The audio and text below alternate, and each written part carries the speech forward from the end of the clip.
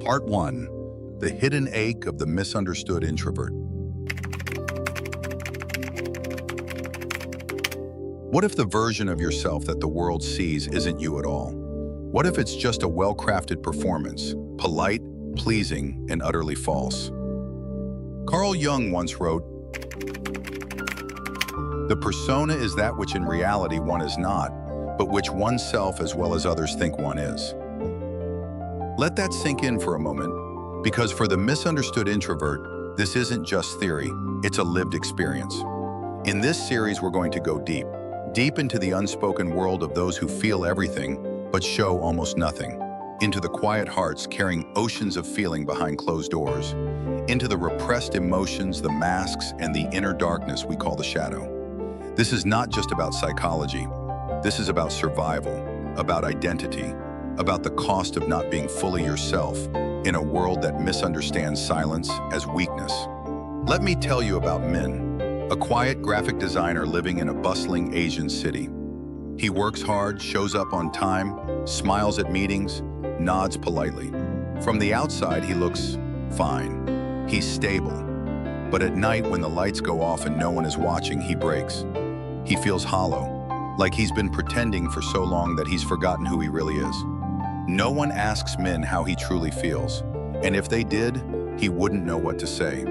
Not because there's nothing there, but because there's too much sadness, too much frustration, too much confusion, all buried, all managed by putting on the social mask. Min is not alone. Maybe you feel this too. The introvert in modern society is constantly misread, often seen as aloof, weak, shy, or worse, emotionally unavailable. But behind that quiet face is often a storm of reflection and repressed feelings. It's not that introverts feel less, they feel more, but they express less. And society rarely gives them the space or permission to process those inner truths. Eastern traditions often honor silence as wisdom. Lao Tzu said, "Silence is a source of great strength." But Western society, especially in its modern capitalist mode, rewards visibility, loudness, charisma. So introverts, especially emotionally sensitive ones, adapt. They wear the mask, they survive. But at what cost? This is where Carl Jung's concept of the persona becomes critical. It's the face we wear to navigate society. But the longer we wear it, the more we risk forgetting our true self, our essence hidden in the shadow. And Jung warned, until you make the unconscious conscious, it will direct your life and you will call it fate. So what happens to the parts of ourselves we repress, ignore, or deny just to fit in? Where do those emotions go? And how does this affect our relationships, our sense of purpose, our ability to love, or even just breathe freely? In part 2, we'll explore the anatomy of this emotional mask and how it silently shapes the life of the misunderstood introvert. But for now, ask yourself, are you living your truth or just performing it? Part 2, the social mask and the weight of repressed emotion. In the last episode, we ended with a simple but unsettling question. Are you living your truth or just performing it? For many introverts, especially those navigating a fast, noisy, extroverted world, the answer is painful. We've learned to perform, to shape ourselves into something more acceptable, more likable. But what happens when this performance becomes our reality? This is where we begin to confront the social mask and what lies behind it. Carl Jung introduced the concept of the persona not as a villain, but as a necessary adaptation. It's the version of ourselves we present to the world, the professional tone we adopt in meetings, the agreeable smile at social events, the carefully filtered photos on social media. It's our social mask, and it's not inherently bad. We need the persona to function in society. It helps us navigate different roles: student, partner, parent, employee. But the danger begins when we start to believe that the mask is who we are. In Jungian psychology, the persona is always a compromise between the individual and societal expectation. And for introverts, especially those with deep emotional inner lives, the compromise is often far more severe. Because when you're naturally introspective, sensitive, and quiet, in a world that equates value with noise, your mask must become louder than you are. That's where repression begins. Let's pause here. Think of a time when you laughed at a joke that made you uncomfortable, or when you said yes to something that made you feel violated, drained, or misaligned with your values. What happened to that discomfort, that anger, that grief? If you didn't express it, where did it go? It didn't disappear. It went inward. It became repressed emotion, and repression is never harmless. In fact, Jung believed that everything we repress, every feeling we deny, every truth we bury, becomes part of the shadow, the dark, unconscious side of our psyche. And this shadow, if ignored, grows stronger, not weaker. This isn't just theoretical. Let's bring it to life. Mai is a 31-year-old woman working in tech. She's smart, introverted, and deeply empathetic, but no one at work sees this. She's known as the reliable one, the quiet one, the one who never complains. Her manager calls her low maintenance. What they don't see is that Mai goes home and cries every week, that she hasn't felt true joy in months, that she secretly resents how invisible she's become. But she doesn't say anything, because saying something would mean breaking the image, removing the mask. She has learned to suppress, to survive, but the cost is real. Chronic fatigue, numbness, difficulty sleeping, even emotional detachment in her relationships. These aren't just personal struggles. These are the silent consequences of living behind the persona. In Eastern philosophy, especially in Zen Buddhism and Taoism, there's a reverence for wu-wei, effortless being, but the modern introvert is rarely allowed to be. They are always expected to adapt, to prove, to perform. Here's a psychological truth. What we suppress, we don't forget, we become. Suppressed sadness becomes apathy. Suppressed anger becomes passive aggression. Suppressed vulnerability becomes emotional numbness. Over time, we stop recognizing the difference between who we really are and who we've been pretending to be.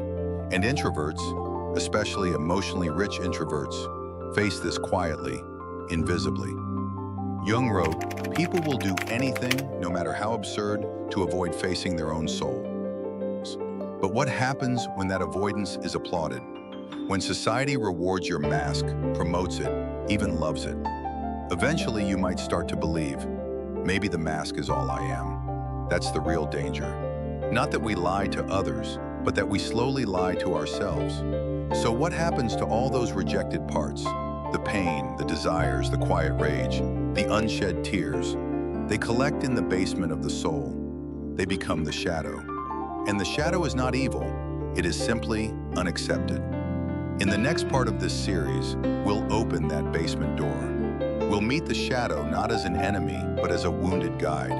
We'll explore how repressed emotions can be integrated, not exiled, and how this act of radical honesty might be the first step in healing the misunderstood introvert. For now, I invite you to reflect on this. What emotions have you silenced to survive? What masks have you worn so long that they now feel like your skin? We were never meant to live half lives, and behind the mask, your real self is still waiting. Part 3, Meeting the Shadow, the truth behind the inner darkness. We ended the last part with a heavy but necessary realization. The mask we wear to survive often buries the parts of us that were meant to live. Now we step into the next chapter, into the room we've been avoiding. A quiet room filled not with monsters, but with exiled parts of ourselves. And in the center of that room is something Carl Jung called the shadow. In Jungian psychology, the shadow is the unconscious part of our personality that contains everything we refuse to see about ourselves, our instincts, fears, desires, and wounds. Not just bad traits, but repressed potential, creativity, and depth. Jung didn't see the shadow as a demon to be destroyed, but a mirror, a forgotten twin. He believed that true growth doesn't come from ignoring the shadow, but from integrating it. One does not become enlightened by imagining figures of light, Jung said, but by making the darkness conscious.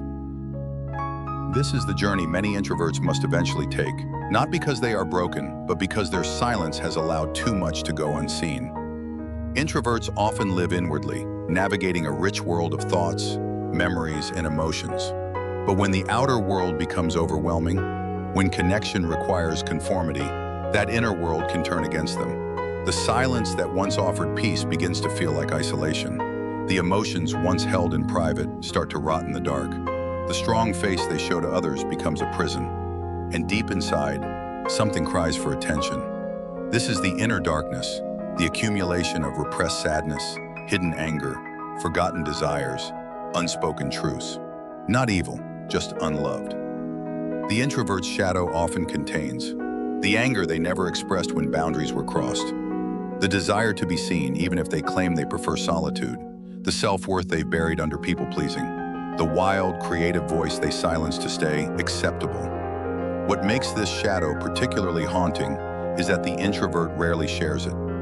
It festers behind closed doors, and yet this very darkness is the key to self-reclamation. Let me tell you about Koa, a quiet spiritual man in his mid-30s. He was the go-to person for advice, the one everyone admired for his calmness. But beneath that calm was a rage he never understood. He would explode randomly at small things, missed calls, slow traffic, a casual joke. It made no sense. Until he began shadow work, he learned that his whole life he had associated anger with danger. His father was a loud, violent man, so Koa buried his own anger to protect others. He became peaceful, but peace without truth is a cage. Through therapy and meditation, Koa began meeting his inner darkness, not judging it, listening to it, letting it speak. And what it told him was this: I'm not here to destroy you. I'm here to protect the part of you that's been silenced. That was the turning point. His rage softened into clarity, his anxiety melted into courage, and his relationships began to heal. This confrontation with the shadow isn't unique to Jungian theory. In fact, Eastern philosophy has long embraced the paradox of darkness and light. In Taoism, the yin is the dark, feminine, inward force, necessary, balanced, sacred. In Zen Buddhism, enlightenment often comes not through transcendence, but through sitting in silence with your suffering, accepting it, bowing to it, learning from it. The West often sees darkness as a threat. The East sees it as a teacher. As Rumi said, the wound is the place where the light enters you. The misunderstood introvert must become the brave wanderer into their own depths, not to fix themselves, but to find the parts that were never broken, only buried. Avoiding the shadow leads to projection. We begin to see in others what we cannot face in ourselves. We may label someone too emotional, when in truth we envy their freedom. We resent someone's confidence because it mirrors the boldness we've denied. Fear being alone, while pushing people away with a cold mask of self-sufficiency. Without confronting the shadow, the misunderstood introvert lives in fragmentation, half awake, half alive, half honest. But once we turn inward with gentleness and courage, something sacred happens. We start to remember who we were before the world told us who to be. So where do we go from here? After meeting the shadow, the next step is to integrate it, to no longer live in denial of our wholeness, to bring both light and darkness to the table and say, this is me, all of me. In part 4, we'll explore how introverts can begin the process of shadow integration, reclaim their emotional truth, and finally live not behind the persona, but from the soul. Let this be your reminder. Your inner darkness is not your enemy. It is the part of you that refused to die when the world asked you to pretend. It has waited patiently for your return, not to shame you, but to reunite you with your truth. The journey isn't easy, but it is essential. Part 4. From fragmentation to wholeness, the path of shadow integration. You've looked into the shadow. You felt its quiet gravity, its sadness, its rage, its longing. Now comes the most difficult part of all, not just seeing it, but living with it. Because healing doesn't come from removing the mask. It comes from learning how to live without needing it. This is the path of integration, of choosing wholeness over performance. Carl Jung wrote,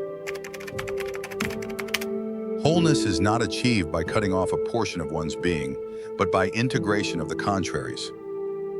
To integrate is not to erase what hurt you. It is to allow what you once exiled to sit beside you, like an old friend with stories you didn't want to hear, but needed to. This process isn't linear.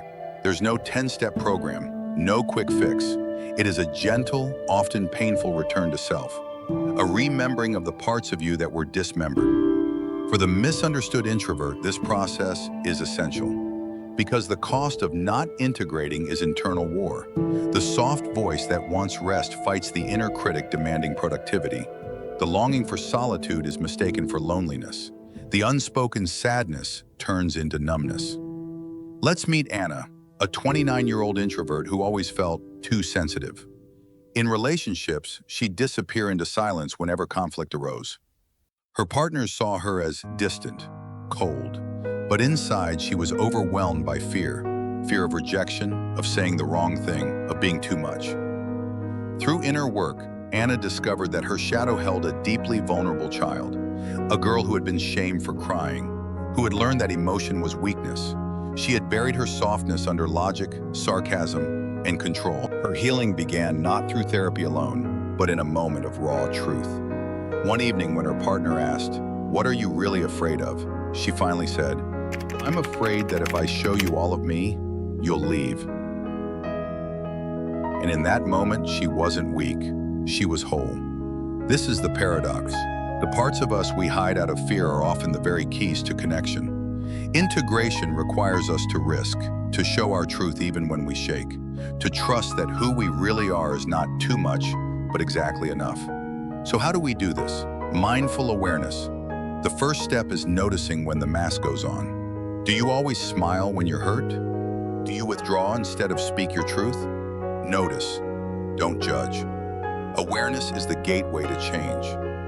Inner dialogue. Write letters to your shadow. Ask it, what do you want me to know? Speak as if it were a child or a forgotten friend. Let the repressed voice speak. Creative expression. Art, music, journaling. These are portals. What can't be said with logic can often be expressed through beauty. Embodiment practices, yoga, breathwork, martial arts. These help reconnect us with our physical body, where much of our trauma is stored. The shadow isn't just psychological, it's physiological. Safe relationships. Find people who see you, not just the version of you that performs well, but the one who weeps, who trembles, who wonders. Healing is relational. Being seen without the mask is the deepest medicine. In the East, integration is not a fix, but a balance. In Taoism, the symbol of yin and yang reminds us that dark and light are not enemies, they dance. In Zen, a broken bowl repaired with gold, kintsugi, becomes more valuable. The crack is not a flaw, it's the story. This is a radically different approach from modern Western self-help, which often urges us to fix ourselves, optimize, upgrade. But wholeness is not about optimization. It's about intimacy with your pain, your joy, your silence, your storm. The introvert doesn't need to become louder. They need to become truer. Once the shadow is integrated, the persona is no longer a prison. It becomes a tool, a flexible interface, not a fixed identity. You can still be polite, professional, charming, but now it comes from truth, not pressure. You no longer act kind, you are kind. You don't pretend to listen, you listen. You no longer need to perform silence to avoid conflict. You've made peace with your voice. The repressed emotions have now become wisdom. Jung said, "The privilege of a lifetime is to become who you truly are." And that privilege begins when you stop running from the shadow and start learning from it. This doesn't mean you'll never wear the mask again, but now you know when it's on, and you choose it with intention, not fear. This is the revolution. Living not from the persona, not from the wound, but from the soul. Take a moment, breathe. Ask yourself gently, what part of me have I locked away?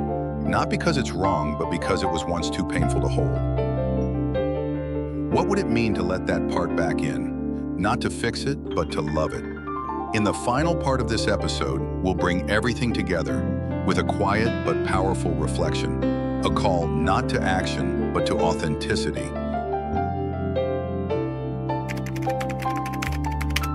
Part 5. The final reflection, a quiet call to authenticity. So here we are, not at the end, but at a new beginning. You've looked behind the mask. You've stood face to face with your shadow. You've listened to the voice within, the one you've silenced for too long. And now, the question is no longer, who do they want me to be, but who am I when no one is watching? Carl Jung believed that the real journey of life is not toward perfection, but toward wholeness. And for the misunderstood introvert, that means making peace with your stillness, your depth, your quiet intensity, not to escape the world, but to meet it, finally, as yourself. You don't have to be loud to be powerful. You don't have to perform to be loved. You don't have to hide to feel safe. You are already enough. So if this episode spoke to you, share it with someone else walking this same quiet road. And subscribe if you're ready to continue this journey into the emotional depths of the self. This is not self-help. This is self-return.